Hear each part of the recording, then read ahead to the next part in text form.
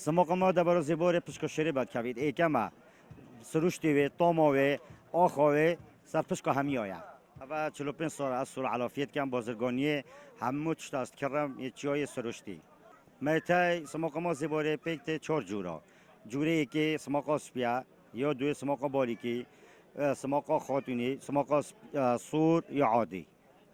ما کی سماق را باشتره سماق ما یا سپی الهمی رغبت را گرانتره سماق بود چه نخوشه که باشه کارگری سه